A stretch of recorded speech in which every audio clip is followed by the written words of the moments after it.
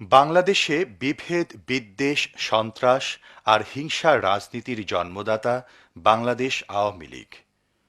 ১৯৭২ থেকে ৭৫ পর্যন্ত রক্ষী বাহিনী দিয়ে গণহত্যা, সম্পদ লুণ্ঠনের অনিবার্য পরিণতিতে দুর্ভিক্ষ, একদলীয় বাকশাল গঠন এ সবই দুঃসহ অতীত হিসেবে আমাদের ইতিহাসে লিপিবদ্ধ হয়ে আছে।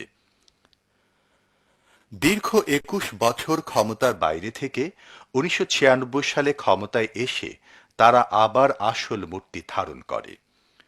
জুলুম, নির্যাতন, হত্যা, রাহাজানি আর গডফাদার তৈরিতে ৫ বছর কেটে যায় আওয়ামী লীগের। এ সময় আলেম ওলামারা নির্যাতিত হন তাদের হাতে।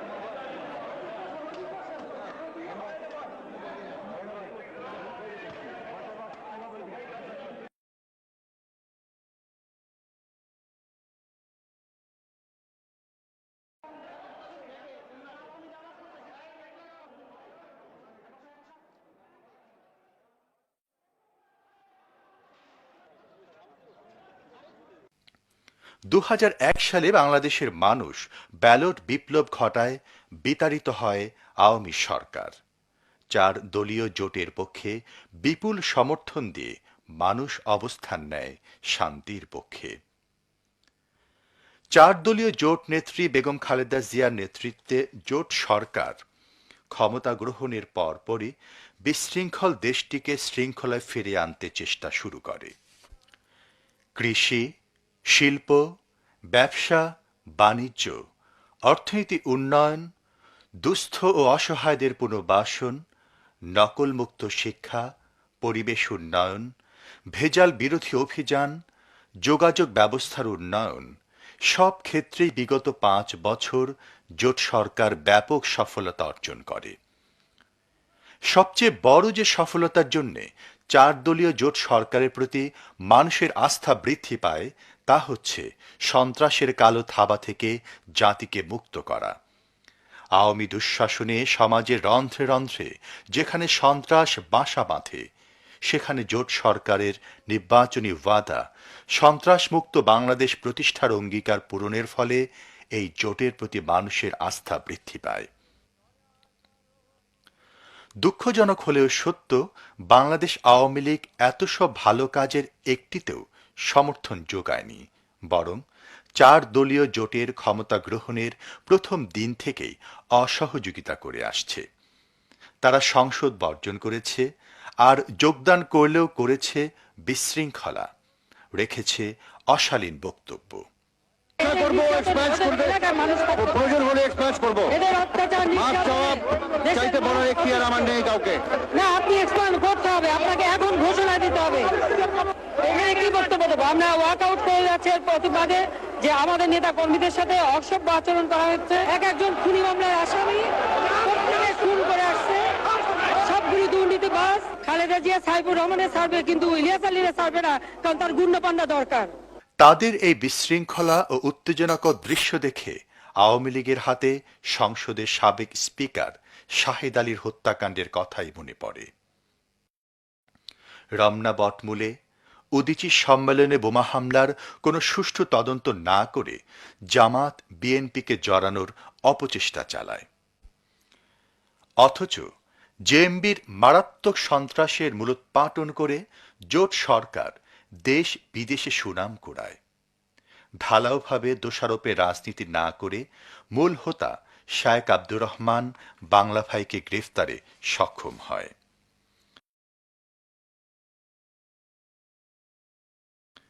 সারা দেশের মানুষ রুদ্ধশ্বাসে অবলোকন করে সে দৃশ্য। আওয়ামী লীগ নেত্রী শেখ হাসিনা একেও সাজানো নাটক বলে পুরো জাতির সাথেই উপহাস করলেন।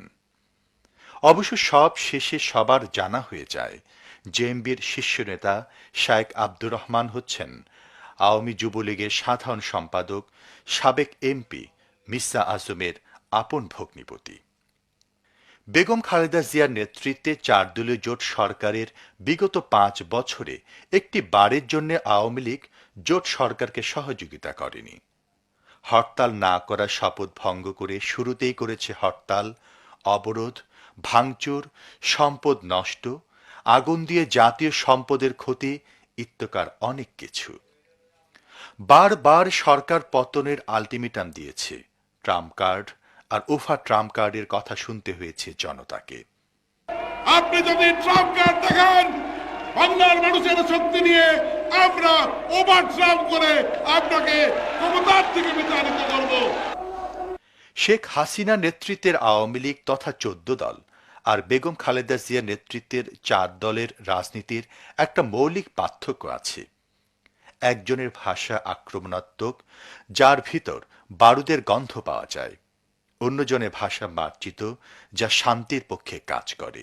আমরা বলি নির্বাচনের মাধ্যমে আমরা ক্ষমতায় আসব, নির্বাচনের মাধ্যমে সরকার গঠিত হবে। আর তারা বলে দখল করে ক্ষমতায় আসবে। তারা পল্টন দখল করে, তারা বঙ্গভবন দখল করে, তারা রাজপথ দখল করতে চায়। এই হলো দখলদারের কাজ। তারা দখলদারি নিয়েছে, তারা জনগণের সমর্থনে বিশ্বাস করে না। 27 তারিখ থেকে 30 তারিখ পর্যন্ত আমরা রাত দিন এইখানে দখল করে থাকবো। ইনশাল্লাহ বিজয় আমাদের হবেই হবে, আমরা সেটা নিশ্চিত জানি। আগামী দিনের কর্মসূচি লগি বৈঠা চোর নিয়ে শেখ হাসিনার লগি বৈঠার এই নির্দেশ পালনে এগিয়ে আসে আওয়ামী সন্ত্রাসীরা। দিনটি ছিল 28 অক্টোবর, শনিবার। জোট সরকারের 5 বছর সফল পূর্তি উপলক্ষে বিএনপি নয়াপল্টনে দলীয় কার্যালয়ের সামনে সমাবেশের কর্মসূচি ঘোষণা করে। জামাত ইসলামী বায়তুল মোকাররমের উত্তর গেটে সমাবেশের আয়োজন করে। পল্টনের শ্রমিক দল ও আওয়ামী লীগ একই সাথে সমাবেশের ডাক দিলে পুলিশ প্রশাসন সেখানে 144 ধারা জারি করে। জামাতের পূর্ব নির্ধারিত সমাবেশ সফল করার জন্য সকাল থেকেই জামাত স্টেজ বানায় এবং সেখানে কয়েকশো কর্মী সমবেত হয়। জামাতের সমাবেশ ছিল বিকেল 3টায়। আওয়ামী লীগ 27 তারিখ রাতে তাদের কর্মীদের জড়ো করতে থাকে এবং সকালে কয়েক হাজার কর্মী পল্টন এলাকায় সমবেত হয়। পল্টন ময়দানে যাত্রাপথে উত্তর গেইটে জামাতের সমাবেশের দিকে অগ্রসর হয়ে মঞ্চ দখলের সর্বাত্মক প্রচেষ্টা চালায় তারা।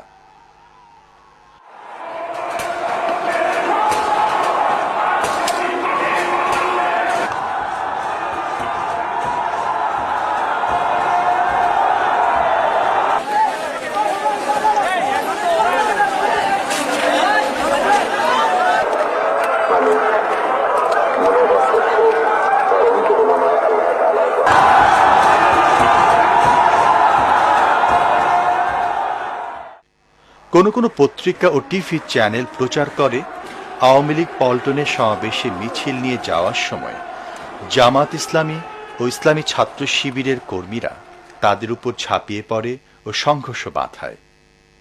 যে কোনো বিবেকবান ও সচেতন মানুষ মাত্রই বুঝেন 5 বছর পূর্তি উপলক্ষে জামাতের সমাবেশ সফল হওয়া রাজনৈতিকভাবে যেখানে গুরুত্বপূর্ণ, সেখানে আওয়ামী লীগের লগি বৈঠাধারী কর্মীদের সাথে সংঘর্ষে জড়িয়ে পড়ার কোনো যুক্তি থাকতে পারে না।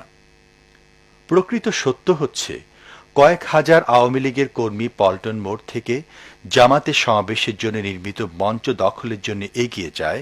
জামাত কর্মী যান বাজি রেখে তা প্রতিহত করে।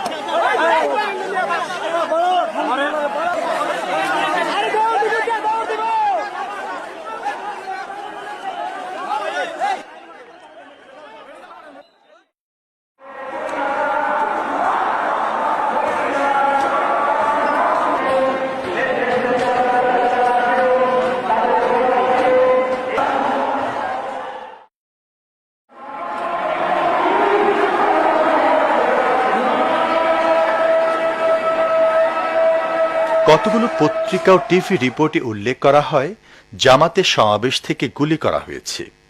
পরের দিন একটি ছবির নিচে লেখা হয় শিবিরের অস্ত্রধারী ক্যাডার গুলি করছে আওয়ামী লীগের উপর।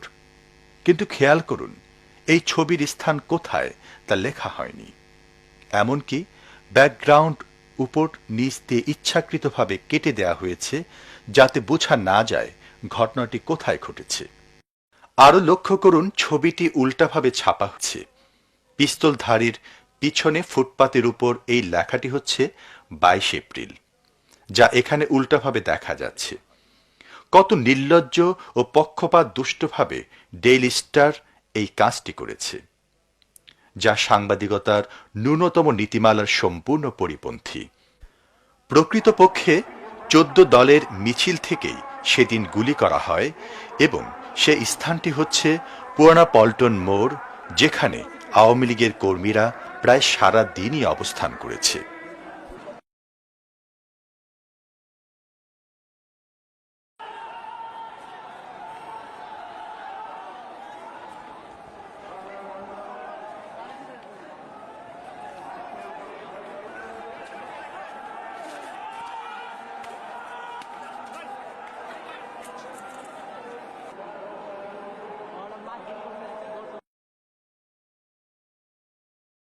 এই ফুটেজটি পল্টন থেকে ধারণকৃত। দেখুন, লগি বৈঠা মিছিলের মাঝ থেকে গুলি করছে একজন যুবক। আবারও দেখুন ছবিটি।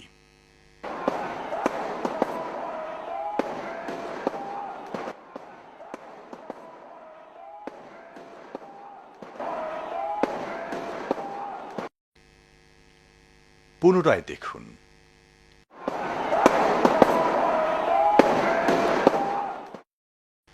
এত এত মুভি ক্যামেরা থাকার পরও জামাতের একজন অস্ত্রধারী কর্মীরও কি ভিডিও ফুটেজ কেউ দেখাতে পারবেন?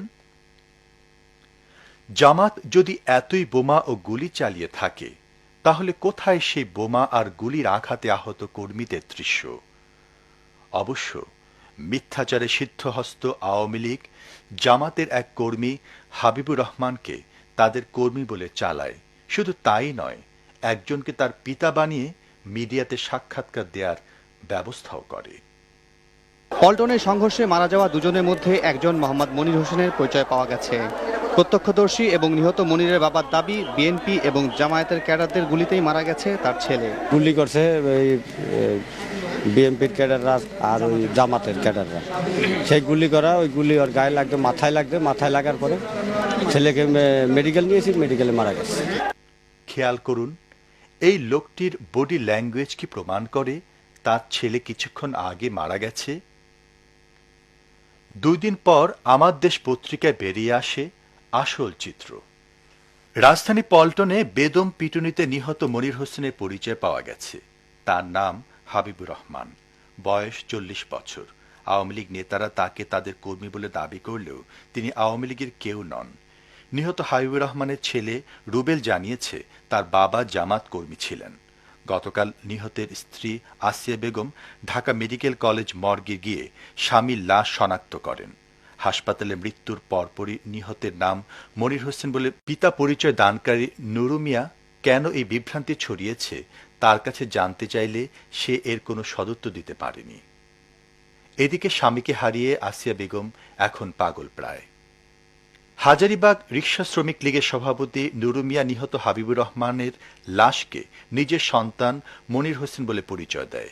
সে 48 নম্বর ওয়ার্ড আওয়ামী লীগ কর্মী বলে হাসপাতালে উপস্থিত সাংবাদিকদের জানায়। এরপর সে আর লাশ নেয়ার জন্য মর্গে যায়নি। গতকাল মোবাইল ফোনে তার সঙ্গে যোগাযোগ করা হলে সে এ ব্যাপারে কোনো সদুত্তর দিতে পারেনি।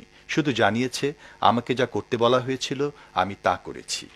শুধু এখানেই শেষ নয়, শহীদ হাবিবুর রহমানকে তাদের কর্মী বলে তারা বিকৃত ও আক্রমণাত্মক ভাষায় পোস্টার বের করে। অথচ শহীদ হাবিবুর রহমানের পরিবার সাংবাদিক সম্মেলনে এসে তাদের পরিচয় দেয়। পরের দিন জাতীয় পত্রিকায় সে খবর প্রকাশ পায়। এরপর বিবেকবান মানুষ কি বলবেন? আওয়ামী লীগের মিথ্যাচারের কি কোনো শেষ নেই? স্বামী হারা, সন্তান হারা মা বোনের কান্না কি তাদের কানে পৌঁছবে না? আমার ছেলে ছোটবেলা থেকে খুব শান্ত ছিল, একটু চঞ্চল ছিল না। সাধারণত ছোট বাচ্চারা হয় বেশ ডান পিঠে। ওকে একবেলা যদি আমি খাবার দিয়ে সারাদিন সব কাজ করে থাকি, ও কাঁদতো না, খাবারের জন্য বিরক্ত করতো না, জ্বালাতন করতো না। ওর খালাতো ভাই আসছিল, ওরা ওকে খুব মারধর করতো ছোটবেলায়, কিন্তু মায়ের খেয়ে কাঁদতো, তারপর ওদের মারতো না। মাঝে মাঝে আমার খুব ব্যথা লাগতো ওর মার খাওয়ার কান্না দেখে। আমি বলতাম, বাবা তুই ওদেরকে দিতে পারিস না 2-4টা? বলে কি, মা ওরা তো ব্যথা পাবে। আমার ছেলে কোনো দিন যখন ক্লাস 8 থেকে 9-এ উঠলো, ও কখনো তখন থেকে 13-14 বছর বয়স থেকে নামাজ কাজা করেনি, কোরআন তেলাওয়াত বন্ধ করেনি, তাহাজ্জুদ ছাড়েনি, সব সময় ইবাদত বন্দেগি করতো, কোরআন পড়তো। আর বলতো, মা মানুষ তো মারা যায়, শিয়ালও মরে, কুকুরও মরে, অসুখও মানুষ মারা যায়, অ্যাক্সিডেন্টও মানুষ মারা যায়। মা তুমি সব সময় দোয়া করো যেন আমি আল্লাহর দিনের প্রতিষ্ঠার কাজে যেন আল্লাহর রাহে কবুল হয়ে যেতে পারি। মা ও আমার কাছে সব সময় এই দোয়া চাইতো, আমি আল্লাহর কাছে ওকে সব সময় আমানত করে রাখতাম। না, জীবনে তার কোনো দিন দেখিনি সে আমার মুখের দিকে তাকে একটু কথা বলছে। এত নিরফরের একটা বাচ্চাকে কিভাবে তারা এভাবে নিষ্ঠুরভাবে আঘাত করছে, আমি এর শুধু বিচারটাই আপনারা সঠিকভাবে করেন, আমি এটা চাই। তার জন্মটা 12ই রবিউল আউয়াল শবে সাদকের সময় হওয়ার কারণে আমি মনে করতাম, আমার শিশুকাল থেকে আমার ধারণা ছিল মুজাহিদ এটা ধার্মিক হবে এবং আল্লাহ ভীরু হবে। তা আমি এই তার জন্মের পর মুহূর্তে আধা ঘন্টার মধ্যে তার নাম রেখেছিলাম মুজাহিদুল ইসলাম। আল্লাহ পাক তার চরিত্র, স্বভাব চরিত্র এত সুন্দর করে দিয়েছে, জীবনে সে কারো সাথে ঝগড়া করতো না, মনোমালিন্য করতো না, রাগ করতো না। কেউ যদি তার কি ফাইজলামি করে 2-একটা থাপড় দিত, সে কাকেও উল্টা থাপড় দিত না। সে ওই তার ছোট খালাতো ভাইরা তাকে লাথি মারলে সে লাথি না মারিয়ে কাঁদতো। তো তার মা বলতো যে তুই কেন ওকে মারস না? কয়, মা হে তো ছোট, সে তো বুঝে না, তাই সে আমারে মারছে, আমি তার মারবো কেন? হে তো কাঁদবে, হে ব্যথা পাবে। এই জাতীয় মানে ধৈর্য ছিল তার। যখনই ঘর থেকে বের হতো, ঢুকতো, তখনই সালাম দিত। ওর একটা মহৎ গুণ ছিল, দিনের মধ্যে যদি 82 বার ঘর থেকে বের হতো 82 বার সালাম দিত, ঢুকতে 82 বার সালাম দিত। ও শুধু আমাকে না, চাচি ভাই বোন সবাইকে সালাম দিত। এইটাই ওর একটা গুণ ছিল। জানি না আল্লাহকে পছন্দ করতো দেখে ছোট কাল থেকে ওর মধ্যে অনেক ন্যাকের বৈশিষ্ট্য ছিল, যেগুলো হয়তো এখন আমি বুঝতেছি যে কেন এই বৈশিষ্ট্যগুলো ছিল। আল্লাহ তাকে পছন্দ করতো, আল্লাহ তাকে সেইভাবে গড়ে নিয়েছিল। আমি এই জন্য খুব শান্তি পেতাম। আল্লাহ, এরকম তো কোনো এলাকার কোনো ছেলে দেখি না এত ভক্তি শ্রদ্ধা করে, ও আমাকে এত ভক্তি। আমি খুব প্রাউড ফিল করতাম নিজের মনে মনে যে আমার ছেলে আমার এত শ্রদ্ধা করে। কেউকে বলতাম না হয়তো, কিন্তু আমি খুব তৃপ্তি পেতাম এরকম ছেলের মা হিসেবে। আমাদের মহল্লায় সে কোরআন হাফেজ হিসেবে আমাদের মহল্লায় প্রত্যেক ছেলেকে সে কোরআন তর্জমা করতো, কোরআন বাংলা বলতে পারতো। আমরা তো আল্লাহ রসিম রহমত সে খুব তাড়াতাড়ি হাফেজ হয়ে গেছে। সকালে এই মাসুম যে বাবা শহীদ হয়েছেন, এই বাবা যখন এসে ডাক দিলেন, শিবন ভাই উঠেন, তখন গোসল করে বলা, আম্মা আমাকে কি দেবেন, তাড়াতাড়ি দেন, আমি যাইতেছি গা। তখন আমার বাবারে আমি একটু সেমাই খাওয়াই দিয়েছি, আর কিছুদিন নেই, তখনই আমার বাবা গোসল করে চলে গেছে। আমার ছেলে অত্যন্ত ভদ্র এবং অত্যন্ত নর্ম ছিল, এবং 10 বছর বয়সে সে নামাজ জামাতে পড়তো, এবং সে খুব ধর্মভীরু ছিল। এবং 1979 সালে তার জন্ম। এই 26 বছরে তার কোনো কেলেম, তার কোনো বিচার আমার কাছে আসে নাই। আমার ছেলে, এই নিরহ ছেলেকে যারা হত্যা করছে, এই নৃশংস হত্যা, জাতি এবং দেশের দায়িত্বে যারা আছে তাদের কাছে আমার এই আকুল আবেদন, তাদের যেন দৃষ্টান্তমূলক বিচার হয়। আমার কাছে কেমন, যখন শুনছি তখন আমার কোনো জ্ঞানই ছিল না, বুঝলেন, আমি বলতে পারি নাই। এখন বলতে পারবো না যে কিরম লাগছে। আমার নাতি হারাইয়া, আমার নাতি যে কত আদরের ছিল, তারপরে কত ভালোবাসত আমার নাতি। খুব খারাপ লাগছে, তো খুব ভালো মানুষ হয়েছিল। কোনো সময় আমারও কষ্ট টষ্ট দেয়নি, সবসময় ইসলামের কাজে বেশি করতো আর কি। শহীদদের ভাই বোনের এই আহাজারির কি কোনো বিচার নেই? তোমার কেমন আদর করতো তোমার ভাইয়া? আমার ভাই আমাকে অনেক আদর করতো। তাই না? ঈদে তোমাকে কি কিনে দিয়েছে এবার? ঈদে আমার ভাই আমাকে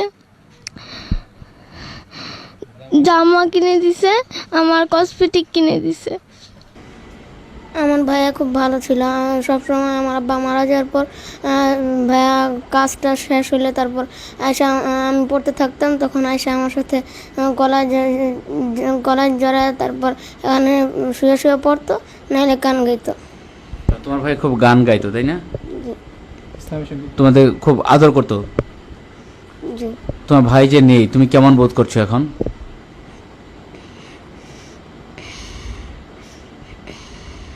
তোমার ভাই তো আর আসবে না, আদর করবে না তোমাকে, তোমার এখন কেমন লাগছে?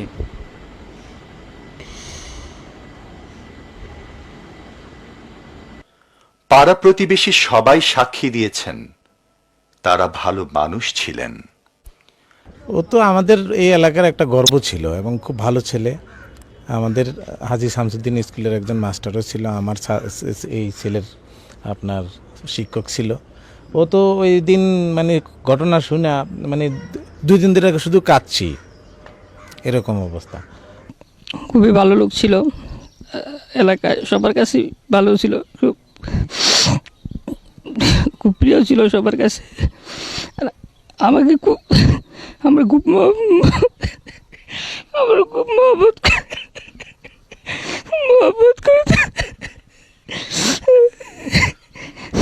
যে দৃশ্য দেখে বিশ্ববাসী স্তব্ধ, বাংলার 14 কোটি জনগণ লজ্জায় বাকরুদ্ধ। সেই দৃশ্য দেখে শেখ হাসিনা কি ব্যথিত হয়েছেন? কারণ তিনিও তো একজন সন্তানের মা। এসব কিছু দেখার পরেও এই নির্মম বৈশাচিকতার বিরুদ্ধে আপনার শানিত কলমটি কি রুখে দাঁড়াবে না? এই যে কালকে যে হতাহতের ঘটনা ঘটলো, এটার জন্য তো যারা এইভাবে ডাক দিয়েছে বৈঠলাটি নিয়ে আসে, দায় দায়িত্ব তাদের ঘরের উপর পড়ে। আর আমি তো বিশেষ করে আওয়ামী লীগের সম্মানিত সভানেত্রীকে দৃষ্টি আকর্ষণ করে বলবো, তিনিও তো একজন মা।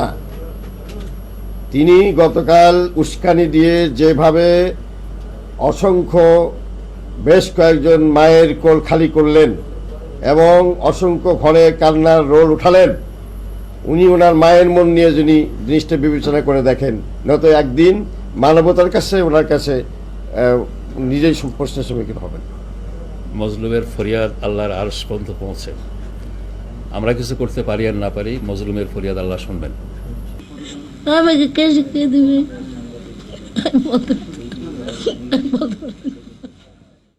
বলো সজন প্রিয়জনের কাছে সান্ত্বনা দেবে কি বলে, বৈঠালো গির অজস্র আঘাতে রাজপথে ওরা পড়েছে ঢলে। মানুষের লাশ নিয়ে এমন উল্লাস কেউ তো দেখেনি জীবনে কভু। পড়ে আছে খুন রাঙা নিথর প্রাণ, ওদের নিপীড়ন থামে না তবু। কেমন করে ওরা কি জিঘাংসায় মানবিক প্রেম ভালোবাসা ভোলে। বলো সজন প্রিয়জনের কাছে সান্ত্বনা দেবে কি বলে। বর্গীর অজস্র আঘাতে রাজপথে ওরা পড়েছে ঢলে। আন্দোলনের নামে এ জাতীয় কাজ তারা করেছে দেশের বিভিন্ন স্থানে। ২৮ তারিখে আওয়ামী বর্বরতা শুধু রাজধানী ঢাকা নয়, সারা দেশে বিএনপি জামাতের ২৬ জন নেতাকর্মী শাহাদাত বরণ করেন। আহত হয় কয়েক হাজার নেতাকর্মী। বিএনপি জামাতের অফিস, ব্যবসা প্রতিষ্ঠান, বাসা বাড়িতে হামলা করা হয়। ব্যবহৃত হয় প্রকাশ্যে অস্ত্র।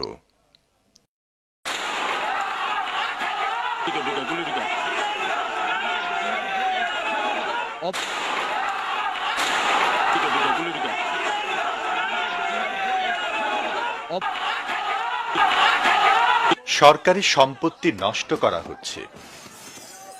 সাবেক অর্থমন্ত্রী এম সাইফুর রহমান এসবের উন্নয়ন করে তো কোনো ভুল করেননি। এ কোন আওয়ামী রাজনীতি?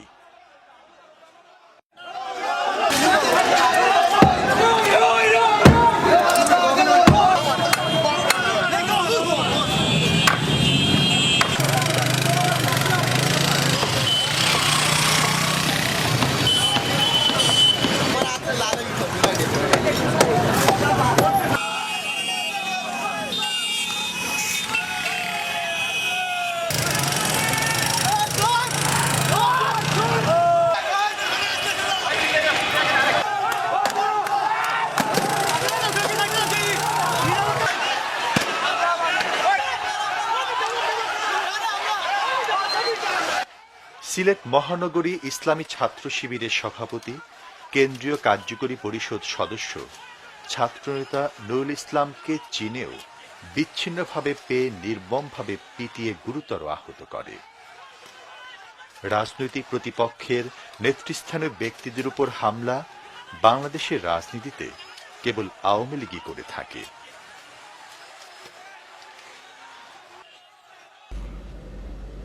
কিছু উচ্ছৃঙ্খল সন্ত্রাসী হঠাৎ করে আসিয়া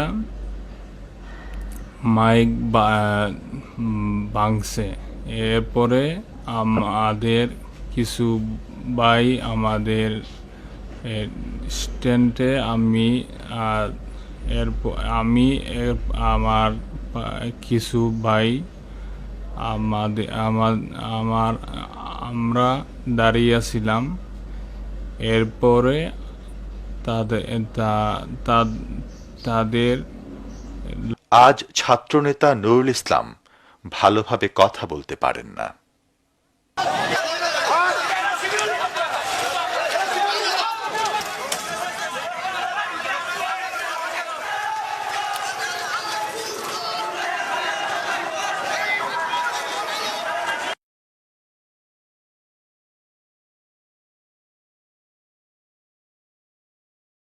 এর মাঝে আমাকে মূলত তারা গুলি করে 3:30টায় আমি সেখানে গুলিবিদ্ধ হই এবং আমার একবার সরাসরি আমি লক্ষ্য করছি যে তারা পিস্তল বের করেই গুলি করেছে। আমাদের প্রথম আওয়াজটা আমি শুনেছি, ওইটা কার পায়ে লেগেছে এটা আমি পরে শুনেছি আমাদের উত্তরা শিবিরের এক সাথীর পায়ে লেগেছে। দ্বিতীয় গুলিটাই আমার পায়ে এসে লাগে, আমি তখন সাথে সাথে পড়ে যাই এবং পড়ে যাওয়ার বিভৎসটা আমার কাছে এখনও খুব মনে হলে গাটা খুব শিহরে ওঠে। আমি তো দাঁড়ানো ছিলাম, আমার প্যান্টটা ছিল খুব মোটা, হাফ শার্ট পরা ছিল, জুতা ছিল পায়ে ইন করা, কিন্তু ওই আমাদের এই গাড়ির অনেক সময় যে চাকার পাঞ্চার হইলে হাওয়া চলে গেলে যেরকম হয়, আমার পায়ে গুলি করার সাথে সাথেই এখন এক্সরেতে দেখলাম আমার সব হাড়গুলো ভেঙে গেছে এবং আমার পাটা ঘুরে এরকম পড়ে যায়। জামাতের সভামঞ্চের আশেপাশে কোনো দোকান বা প্রতিষ্ঠানে জামাত কর্মীরা হামলা করেছে তা কেউ দেখাতে পারবে না। আওয়ামী লীগ শুধু জামাতের সমাবেশে হামলা করেনি, আশেপাশে স্থাপনা, ব্যবসা প্রতিষ্ঠানেও তারা হামলা করেছে।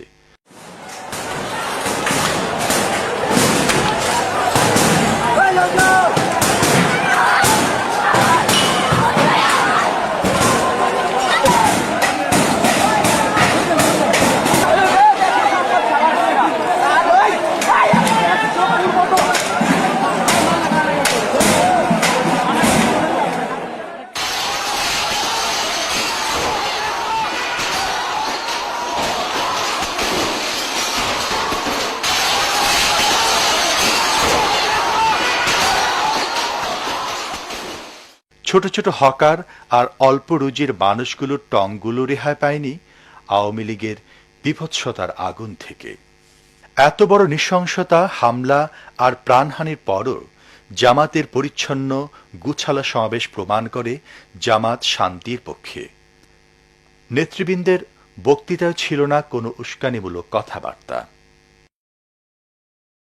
আমরা বলতে চাই, তাদের অপরাজনীতির জবাব ইনশাআল্লাহ আমরা ব্যালটের মাধ্যমে দিব। আপনাদেরকে শান্ত থাকতে হবে। আজকে এই সমাবেশ সফল করার জন্য আওয়ামী সন্ত্রাসীদের হাতে জাহিদ সহ 3 জন ভাই শাহাদাত বরণ করেছে, শতাধিক আহত হয়েছে। তারপর উস্কানিতে আপনারা উত্তেজিত হননি, যে ধৈর্যের পরিচয় দিয়েছেন। ইনশাআল্লাহ আগামী দিনে আমরা ধৈর্য সহনশীলতার সাথে আওয়ামী অপরাজনীতির মোকাবেলা করে 4 দলের জোটের পক্ষে এদেশের জনমানুষের নীরব ব্যালট বিপ্লবের মাধ্যমে আবার জোটকে ক্ষমতায় এনে ছাড়ব। আর এই সংকল্প ব্যক্ত করে আমাদের যে কয়েকজন ভাই শাহাদাত হয়েছে, তাদের শাহাদাত আল্লাহর দরবারে কবুল করার দোয়া করে আমি আগামী দিনে দলীয় জোটের বিজয় নিশ্চিত করার লক্ষ্যে প্রয়োজনীয় ভূমিকা পালনের আহ্বান জানিয়ে আমার বক্তব্য এখানে শেষ করছি। আল্লাহ হাফেজ। বাংলাদেশ জিন্দাবাদ। আমিরি জামাত মাওলানা মতিউর রহমান নিজামীর বক্তব্যের শেষের দিকে আবারও চালানো হয় বোমা হামলা। এই হামলার মাঝেও মাওলানা নিজামী কর্মীদের উত্তেজিত করার মতো কোনো বক্তব্য দেননি, যার সাক্ষী সেদিনের উপস্থিত সাংবাদিক ও জনতা।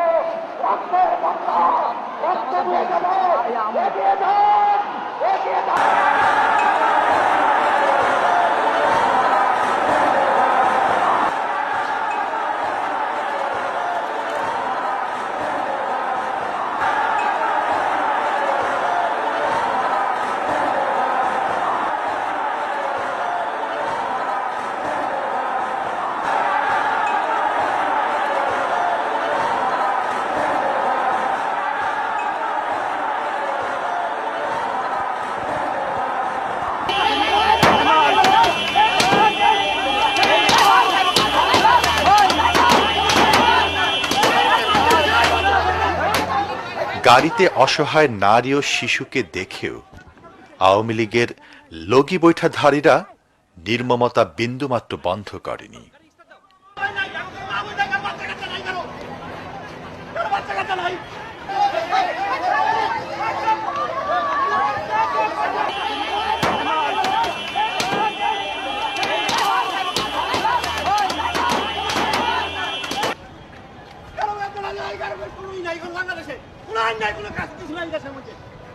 সব সালার ক্ষমতা লেগে পাগল, খালি কেমন ক্ষমতা যায় বলতে।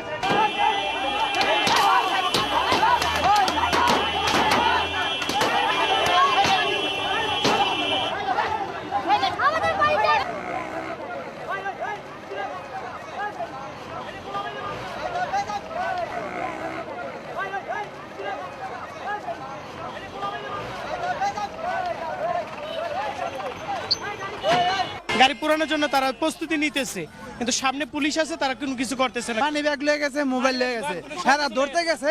আওয়ামী লীগের পোলাপানে বলে কি হ্যাঁ কোনো চোর না, হ্যাঁ কোনো চোর না। পুলিশের কাছে লয়ে যাইতে দিছে, কিন্তু পুলিশের কাছে লয়ে যাইতে দেয় না। একটা মহিলার ব্যাগ টেকটা না লয়ে ব্লাউজ ছিল হয়েছে মহিলার। শুধু বিএনপি জামাতের কর্মী নয়, সাধারণ মানুষও নিগৃহীত হয় এদের হাতে।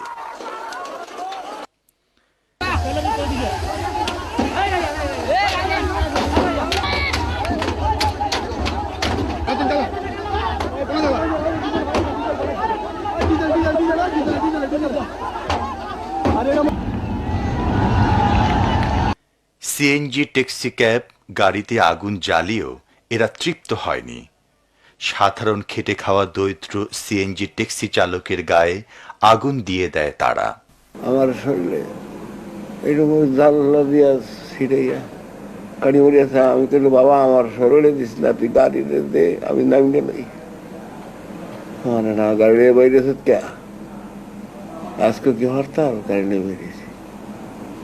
আমি বাম সাইডে গেটটা যে খুলবো এই সুযোগটা হয় না। আমি চিকিৎসা চাই, আমি কোনো দল করি না বাবা, আমি গাড়ি চালাই। এই আহত অটোরিকশা চালক 8 দিন পর হাসপাতালে মারা যায়। 28 তারিখের এত বড় নির্মমতা ও হত্যাকাণ্ডের পরও লগি বৈঠাধারীরা বিন্দুমাত্র লজ্জিত হয়নি।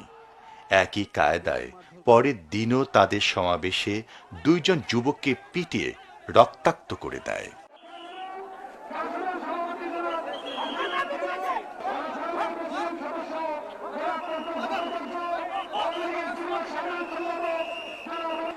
দেশব্যাপী আওয়ামী লীগের এই নির্মমতার প্রতিবাদে আজ ঐক্যবদ্ধ জাতীয়তাবাদী ও ইসলামী মূল্যবোধে বিশ্বাসী জনতা। সর্বদলীয় ছাত্র ঐক্য আওয়ামী লগি বৈঠা সন্ত্রাসের বিরুদ্ধে আয়োজন করে বিশাল ছাত্র সমাবেশ। আজ শুধু বলবো, পল্টনের হুমকি ধামকি এটি কাগুজে বাঘ। আমাদের দেশের এই শেখ হাসিনার নেত্রী আর আমাদের 4 দলীয় জোটের নেত্রী বেগম খালেদা জিয়ার নেতৃত্বে 4 দলীয় জোট, খালেদা জিয়া যে দেশ পরিচালনা করেছেন, জোট যে দেশ পরিচালনা করেছেন, এই দেশের মানুষ জানে খালেদা জিয়া হচ্ছেন দেশের একজন ভদ্র মানসিকতার নেত্রী, আর শেখ হাসিনা হচ্ছেন একজন ঝগড়াটে মানুষের নেত্রী। আমরা এই নেত্রীকে মোকাবেলা করার জন্য আমাদের মায়ের জাতিকে কলঙ্কিত করেছে এই শেখ হাসিনা।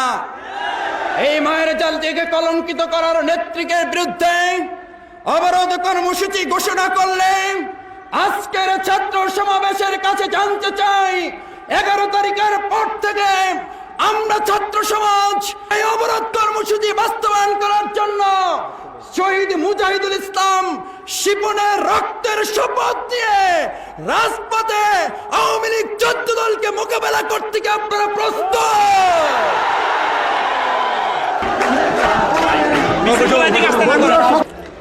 প্রকাশ্যে অস্ত্র উঁচিয়ে শেখ হাসিনার নির্দেশে বৈঠা এবং লগি দিয়ে নির্মমভাবে হত্যা করা হয়েছে আমাদের ছাত্র ঐক্যের নেতা মুজাহিদ ভাইকে। নির্মমভাবে শেখ হাসিনার নির্দেশে বৈঠা এবং লগি দিয়ে হত্যা করা হয়েছে, যার ছবি সমস্ত প্রিন্টিং মিডিয়ায় দেখানো হয়েছে, ইলেকট্রনিক মিডিয়ায় দেখানো হয়েছে, আমরা পোস্টারও ছাপিয়েছি। সুতরাং এই সমস্ত চিহ্নিত সন্ত্রাসকারীদেরকে অবিলম্বে গ্রেফতার করবার জন্য আমরা মাননীয় প্রধান উপদেষ্টার কাছে, মহামান্য রাষ্ট্রপতির কাছে আবেদন জানাচ্ছি এবং দাবি জানাচ্ছি। নয়াপল্টনে বিএনপির কেন্দ্রীয় কার্যালয়ের সামনে আওয়ামী লীগের দেশব্যাপী হত্যা ও নৈরাজ্য সৃষ্টির প্রতিবাদে 4 দলীয় জোটের উদ্যোগে আয়োজন করা হয় বিশাল সমাবেশ, যেখানে সাবেক প্রধানমন্ত্রী বিএনপি চেয়ারপারসন বেগম খালেদা জিয়া, আমিরে জামাত ও সাবেক শিল্পমন্ত্রী মাওলানা মতিউর রহমান নিজামী সহ অন্যান্য নেতৃবৃন্দ বক্তব্য রাখেন। আওয়ামী লীগ আসলে গণতন্ত্রে বিশ্বাসী কোন দল নয়। বাই নেচার তারা ব্রুটাল, বাই ক্যারেক্টার তারা ফ্যাসিস্ট। ৭২ থেকে ৭৫ তাদের এই ব্রুটাল এবং ফ্যাসিস্ট ক্যারেক্টার জনগণ যা দেখেছিল নতুন প্রজন্ম হয়তোবা ভুলে গিয়েছিল। ৯৬ থেকে ২০০১ সালেও তারা যা দেখিয়েছিল তাও বোধহয় ভুলে যাওয়ার পথে ছিল। গত 3 দিন তারা সারা দেশে বৈঠালগি মিছিলের নামে যে ত্রাস সৃষ্টি করেছে, নৈরাজ্য সৃষ্টি করেছে, পৈশাচিক ভাবে মানুষ হত্যা করে হিংস্র জানোয়ারের পশুর থেকে হার মানিয়েছে, এটা আওয়ামী লীগের আসল চেহারা জানার সুযোগ হয়েছে গোটা জাতি। ইনশাআল্লাহ বেগম খালেদা জিয়ার নেতৃত্বে আবারও জোটকে বিজয়ী করে নীরব ব্যালটের মাধ্যমে আওয়ামী লীগের এই পৈশাচিক, এই সন্ত্রাসী কার্যক্রমের জবাব দেবে ইনশাআল্লাহ। মানুষ জিম্মি হয়ে যাবে তাদের হাতে, সারা দেশ জিম্মি হয়ে যাবে, আর একের পর এক মানুষ হত্যা করবে। গত 3 দিনে 24 জন মানুষকে তারা হত্যা করেছে, আপনারা দেখেছেন। আমরা চেয়েছি শান্তিপূর্ণভাবে ক্ষমতা হস্তান্তর করতে, কিন্তু তারা সেখানে প্রতি পদে পদে বাধা সৃষ্টি করে 24 জন মানুষ হত্যা করেছে। দেখেছেন বিএনপি, যুবদল, ছাত্রদল, আমাদের অন্য সংগঠন সহ জামাতে ইসলামী, ছাত্র শিবিরের মিলে আমি তার প্রতিবাদ করছি এবং যারা এই হত্যাযজ্ঞ চালিয়েছে আমি দাবি করছি তত্ত্বাবধায়ক সরকারের কাছে তাদেরকে শাস্তি দিতে হবে। শহীদ পরিবারের সাথে সহমর্মিতা জানান বেগম খালেদা জিয়া। তিনি শুনেন সেদিনের লোমহর্ষক নির্যাতনের কাহিনী। বিএনপি মহাসচিব জনাব আব্দুল মান্নান ভূঁইয়া পরে সাংবাদিকদের মুখোমুখি হন। আমাদের নেত্রী এই নির্দেশ দিয়েছেন যে সমস্ত বাংলাদেশে যাতে শান্তি বিরাজিত থাকে এবং আইনের আশ্রয় যাতে আমরা নেই এবং আইনের মাধ্যমে তাদের যাতে আমরা বিচারের ব্যবস্থা করি। তিনি এও বলেছেন যে যদি আবার আমরা কোনো শান্তি ভঙ্গ করতে চাই না, আমরা কারোর উপর আক্রমণ করতে চাই না, কিন্তু যদি কোনো আক্রমণ হয় সেই আক্রমণও আমাদেরকে জনগণকে সাথে নিয়ে প্রতিহত করতে হবে। আমিরে জামাত মাওলানা মতিউর রহমান নিজামীর সাথেও সাক্ষাৎ করেন শহীদ পরিবারের সদস্যরা। 4 দলীয় জোট এবং বিএনপির অন্যান্য নেতৃবৃন্দ এই নির্মম হত্যাকাণ্ডের নিন্দা জানান। নৃশংসভাবে মানুষ হত্যা করতে পারে, কসাই ওইভাবে গরু জবাই করে না যেভাবে জামাত ইসলামের কর্মীদের উপরে হামলা চালানো হয়েছে। কসাইকে আমরা গরু জবাই করতে এভাবে দেখিনি। প্রিয় ভাইয়েরা, বাংলাদেশের কোন মানুষ, পৃথিবীর কোন মানুষ, পৃথিবীর কোন বিবেকবান মানুষ এটাকে সমর্থন করতে পারে না, পারবে না। এত রক্ত ঝরার পরও শেখ হাসিনা আন্দোলনের নামে আরো রক্ত ঝরার হুমকি দেন। পুনর্গঠন না করে আবারও নির্বাচন করতে চেষ্টা করে, তাহলে হয়তো আবারও রক্ত ঝরবে, দেশকে সংঘাতের দিকেই তারা ঠেলে দেবে। অনেক মানুষ হত্যা করেছেন, লাশের রাজনীতি করেন, নিজ মুখে বলেন একটার বদলে 10টা লাশও পেয়েছেন কয়দিন। এখন বলবো যে বন্ধ করেন হত্যার রাজনীতি, বন্ধ করেন লাশের রাজনীতি, আসুন শান্তির রাজনীতিতে শরীক হন। 28 অক্টোবরের নির্মম ঘটনা দেশের সবগুলো ইলেকট্রনিক মিডিয়াতে লিড হেডিং করে কভার করে। কেউ প্রকৃত চিত্র তুলে ধরে, আবার কারো কারো রিপোর্ট ছিল বিভ্রান্তিকর। কিন্তু কেউ একথা বলেনি বায়তুল মোকাররম মসজিদের ভিতর থেকে অস্ত্র নিয়ে হামলা করা হয়েছে আওয়ামী লীগের উপর। অথচ কেবলমাত্র শেখ হাসিনা সম্পূর্ণ অসত্য ভাষণ দিয়েছেন মিডিয়ায়। আজকে অত্যন্ত দুঃখজনক যে মানুষগুলি মারলো আর পবিত্র মসজিদের অঙ্গন ব্যবহার করছে। কাজে আমি সমস্ত মুসল্লিদের বলবো, যারা অস্ত্র হাতে নিয়ে মসজিদে যাচ্ছে আর ওখান থেকে গুলি করে মানুষ হত্যা করছে, তাদেরকে মসজিদ থেকে যেন বের করে দেওয়া হয়। লজ্জা নাই, শরম নাই। তারা বলছে বাইতুল মোকাররম থেকে নাকি এখান থেকে বাইতুল মোকাররমের মসজিদের ভেতর থেকে লোকেরা বেরিয়ে তাদের উপরে আঘাত করেছে আমাদের, অথচ এখানে আমাদের সামান্য কিছু লোক ছিল দাঁড়ানো। নামাজ এখানে আমরা নামাজ পড়েছি, আমরা মসজিদে যাইতে পারি না, নামাজ পড়েছি এই রাস্তার উপরে নামাজ পড়েছি, আল্লাহ সাক্ষী। সুতরাং আমি আল্লাহর কাছে আজকে বলতে চাই, হে বিশাল আকাশের মালিক, হে বিস্তীর্ণ জমিনের মালিক, 28 অক্টোবর যত রক্ত পড়েছে, প্রতিটি রক্ত ফোঁটা আওয়ামী লীগের জন্য অভিশাপের বন্যী শিখা হয়ে বাংলাদেশের মাটি থেকে এই পিশাচ স্বৈরাচার ফ্যাসিবাদী দলকে বাংলার মাটি থেকে চিরকালের জন্য মুছে ফেলে দেওয়া। প্রত্যেকটি রক্ত ফোঁটার বদলায় এই বাংলাদেশের দেশপ্রেমিক ইসলামী মূল্যবোধে বিশ্বাসী সরকারকে আগামী নির্বাচনে তুমি প্রতিষ্ঠিত করে দাও। আল্লাহ তুমি দয়া করে এই দোয়া তুমি কবুল করে নাও। জাতি বিস্ময়ে হতবাক হয়ে দেখেছে যেসব আওয়ামী বুদ্ধিজীবী মানবাধিকার নিয়ে দেশ বিদেশে সোচ্চার, তারা মৃত লাশের উপর লাফালাফি আর পাশবিক উল্লাসের দৃশ্য দেখেও মৃত্যু শব্দটি করেনি। রাজনৈতিক প্রতিপক্ষকে এভাবে হত্যা করতে হবে, একে কি তারা সমর্থন করেন? শান্তিপূর্ণভাবে ক্ষমতা হস্তান্তরের মাঝে দু একদিনের শূন্যতায় আওয়ামী লীগ সারা দেশে যে হিংস্রতার রূপ দেখালো তা তাদের অতীতকে স্মরণ করিয়ে দেয়।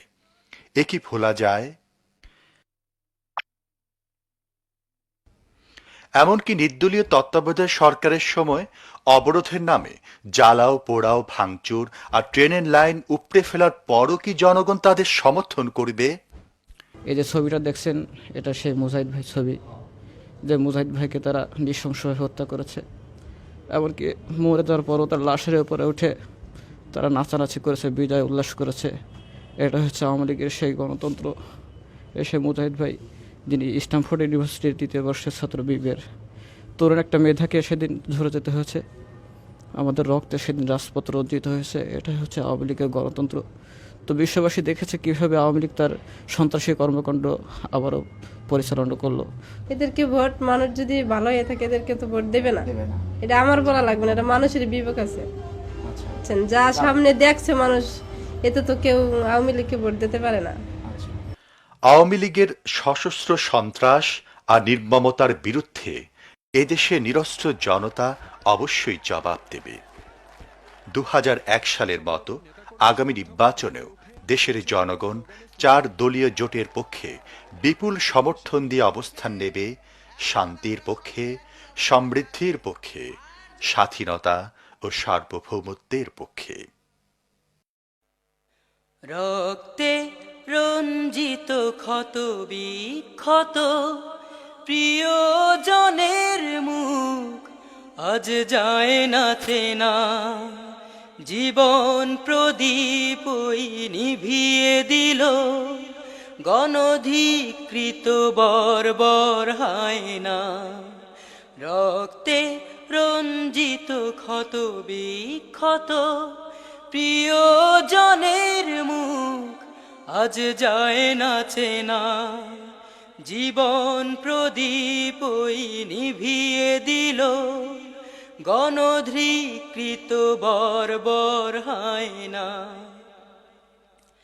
ওরা মানবতার চির দুশ্মন, মানুষ রূপী যত পিশাচ খুনি, ওদের দিন যায় যায় ধ্বংস নাশে।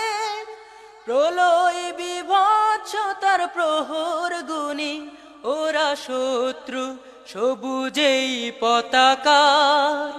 এই রক্তের দাগার মুছা যাবে না। রক্তে রঞ্জিত ক্ষত বিক্ষত প্রিয়জনের মুখ আজ যায় না চেনা।